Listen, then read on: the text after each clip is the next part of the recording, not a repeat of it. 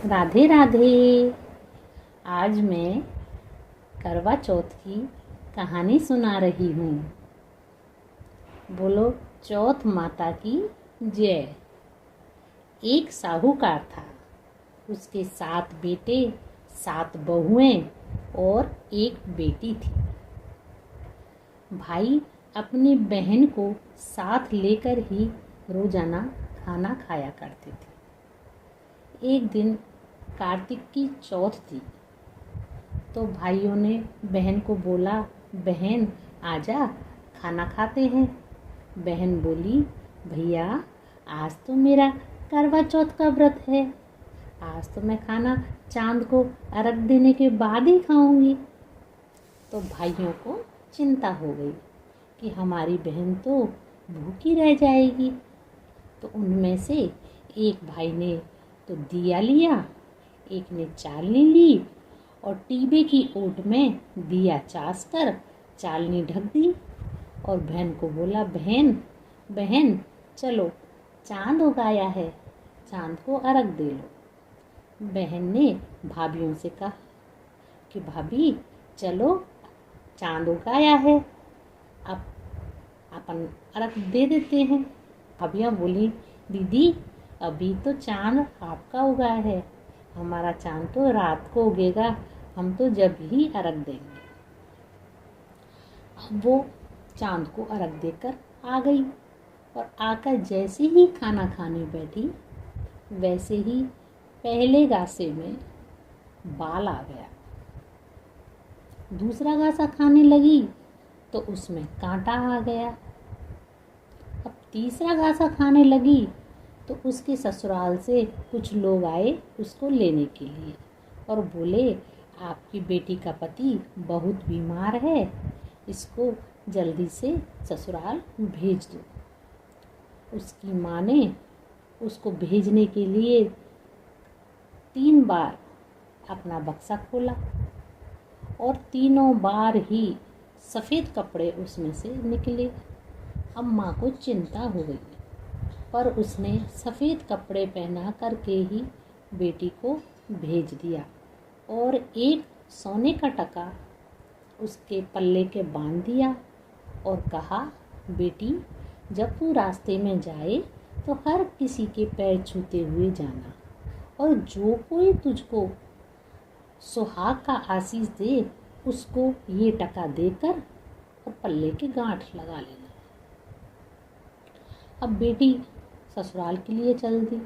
रास्ते में जो भी मिलता उसके पैर छूती हुई जाती और सब उसको भाइयों का सुख देखे ऐसा आशीर्वाद देते गए, पर किसी ने भी सुहाग का आशीष नहीं दिया।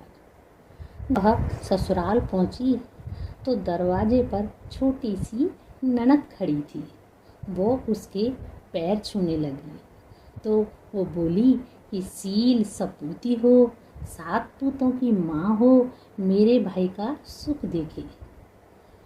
तो उसने सोने का जो टका उसकी माँ ने बांधा था उसने ननद को दे दिया और पल्ले कर गांठ लगा ली। अंदर गई तो सास ने उसके लिए पीढ़ा बैठने के लिए नहीं डाला, बोली कि ऊपर मरा हुआ पड़ा है, वहाँ जाकर बैठ जा।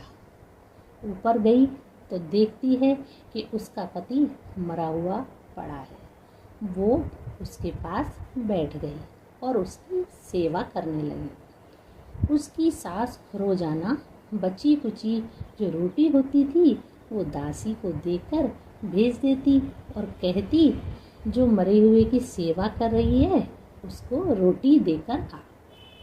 थोड़े दिन बाद मंगसिर की चौथ आई और वो बोली, करवा ले भाया की प्यारी, करवा ले दिन में चांद उगानी, करवा ले धनी की भूखी, करवा ले। जब वो बोली, हे चौथ माता ये उजड़ी तो आप ही सुधारोगे, मुझे तो सुहाग आपको देना ही पड़ेगा। चौथ माता बोली कि जो पौष की चौथ आएगी वो मेरे से बड़ी है, वो तेरे को सुहाग देगी।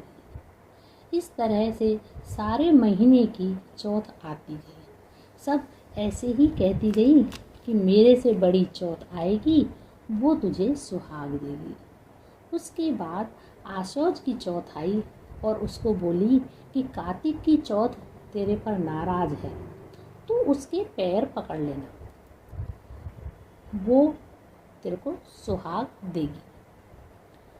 उसके बाद कार्तिक की चौथ आई और वो गुस्से में बोली, भाइयों की प्यारी करवा ले, जिन दिन में चांद उगानी करवा ले, धनी बुखानी करवा ले, व्रत भांडनी करवा ले। जब साहूकार की बेटी उसके पैर पकड़ लिए और रोने लगी, बोली, हे चौथ माता, मेरा सुहाग तो आपके हाथ में है, आपको देना पड़ेगा। चौथ माता बोली, पापिनी, हत्यारिणी, मेरे पैर क्यों पकड़ कर बैठी है? वो बोली, मेरी बिगड़ी तो अब आपको ही सुधारनी पड़ेगी, मुझे तो सुहाग देना पड़ेगा।